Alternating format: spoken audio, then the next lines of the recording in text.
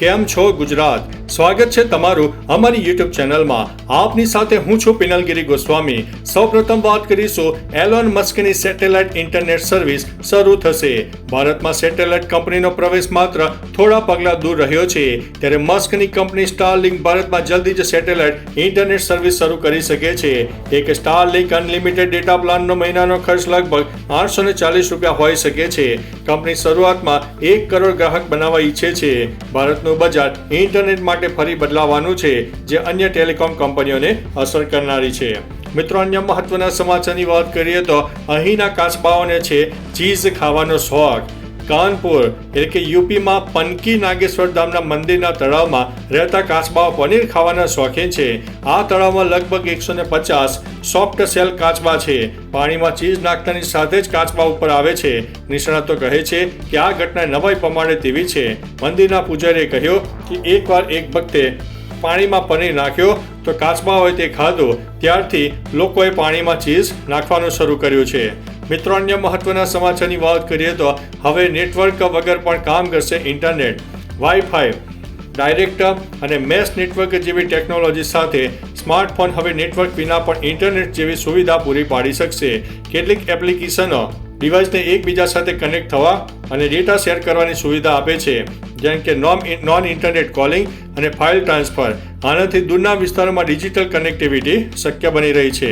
મિત્રો, અન્ય મહત્વના સમાચારની વાત કરીએ તો ગુજરાતના માછીમારોને દરિયો ન ખેડવા માટે સૂચના આપવામાં આવી છે.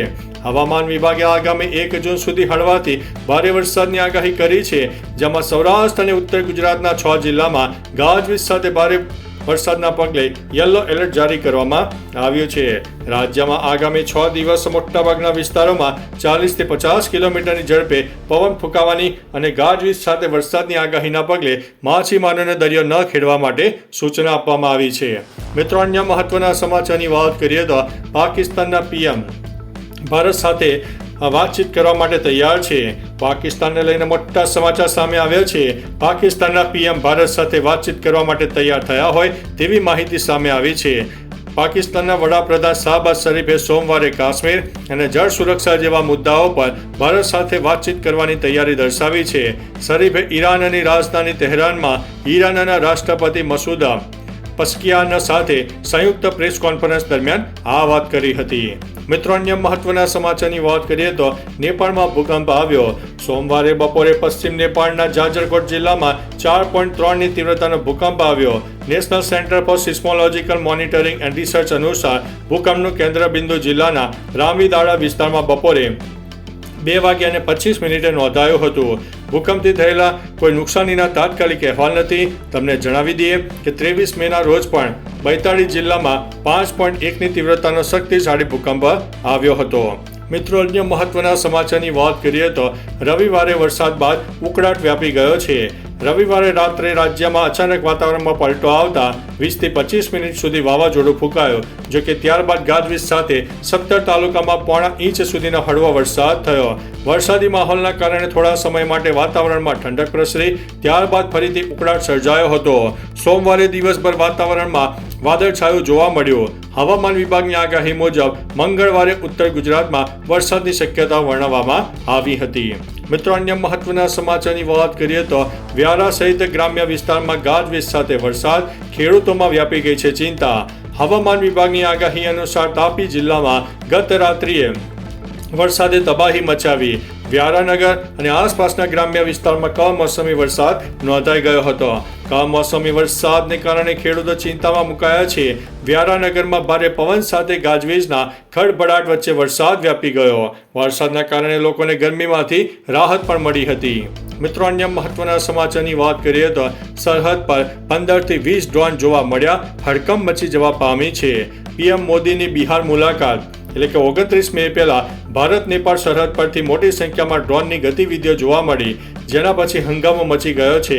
SSB 48માં ડેપ્યુટી કમાન્ડન્ટ વિવેક ઓઝાએ જણાવ્યું છે કે મોડી રાત્રે 15 થી 20 ડ્રોન જેવા સાધનો ઉડતા જોવા મળ્યા, જે નેપાળના ઉત્તર તરફ પાછળ ગયા. દિલ્હી વાયુસેના અને દરભંગા વાયુસેનાને જાણ કરવામાં આવી. સરહદ પર હાઈ એલર્ટ જારી કરવામાં આવ્યું છે. મિત્રો, અન્ય મહત્વના સમાચારની વાત કરીએ તો વડોદરા શહેરમાં પણ આકાશમાં વાદળો ઘેરાયેલા જોવા મળ્યા. રાજ્યમાં વરસાદી માહોલ જામ્યો. વડોદરા શહેરના આકાશમાં વાદળો ઘેરાયા હોય તેવું જોવા મળ્યું હતું. છેલ્લા કેટલાક દિવસોથી શહેરીજનો ભારે ઉકળાટનો સામનો કરી રહ્યા છે ત્યારે આકાશમાં વાદળો ગોરંભાતા વરસાદ પડે તેવી શક્યતા હતી. લોકો પણ ગરમીથી રાહત મેળવવા માટે વરસાદ પડે તેવી આશા રાખી રહ્યા હતા. મિત્રો, અન્ય મહત્વના સમાચારની વાત કરીએ તો દેશમાંથી કોરોનાથી 10 વ્યક્તિના મોત થયા છે. 1045 કેસ એક્ટિવ નોંધાઈ ગયા છે. દેશમાં ફરી એકવાર કોરોનાના કેસ વધી રહ્યા છે. દેશમાં કોરોના વાયરસના કેસોની સંખ્યા 1045 ઉપર પહોંચી ગઈ છે.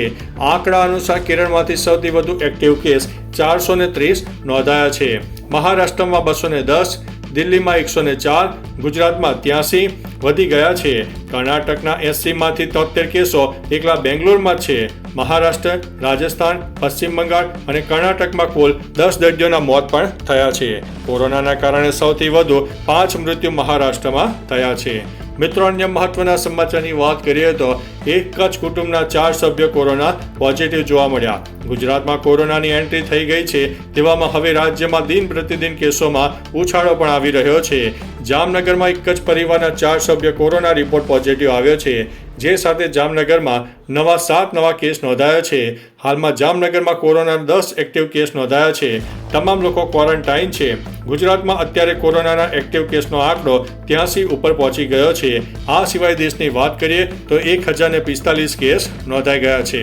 મિત્રો, અન્ય મહત્વના સમાચારની વાત કરીએ તો હજુ પણ આ જિલ્લામાં વરસાદનું એલર્ટ આપવામાં આવ્યું છે. વડોદરા, છોટાઉદેપુર, નર્મદા, ભરૂચ, સુરત, ડાંગ, નવસારી, વલસાડ, તાપી, દમણ, દાદરા નગર હવેલીમાં અને સૌરાષ્ટ્ર કચ્છના અનેક જિલ્લામાં તથા સુરેન્દ્રનગર, રાજકોટ, જામનગર, પોરબંદર, જૂનાગઢ, અમરેલી, ભાવનગર, મોરબી, દ્વારકા, ગીર સોમનાથ, બોટાદ, કચ્છ અને દીવમાં પણ સામાન્યથી લઈને છૂટાછવાયા વરસાદની આગાહી વ્યક્ત કરવામાં આવી છે. મિત્રો, અન્ય મહત્વના સમાચારની વાત કરીએ તો ભારતે પાડોશી દેશને મોકલ્યો છે 3050 મેટ્રિક ટન મીઠું. શ્રીલંકામાં ભારે વરસાદના કારણે મીઠાના ઉત્પાદન ઉપર મોટી અસર જોવા મળી. અહીં મીઠું 125 થી 145 રૂપિયા કિલોગ્રામ ઉપર મળી રહ્યું છે. ભોજનમાં મીઠાની કમી જનતાને રોષ વ્યક્ત કરવામાં મજબૂર કરી રહી છે. બજારોમાં માત્ર હવે નામ પૂરતું મીઠું બચ્યું છે. આવા સમયમાં ભારતે આગળ આવીને સારા મિત્ર તરીકેના પોતાના સંબંધો નિભાવ્યા છે. ભારતે 3050 મેટ્રિક ટન મીઠું મોકલીને મિત્રતાનો ભાવ દર્શાવ્યો છે. મિત્રો, અન્ય મહત્વના સમાચારની વાત કરીએ તો ભારતના મહેન્દ્ર ગુર્જરે વર્લ્ડ રેકોર્ડ બનાવ્યો છે.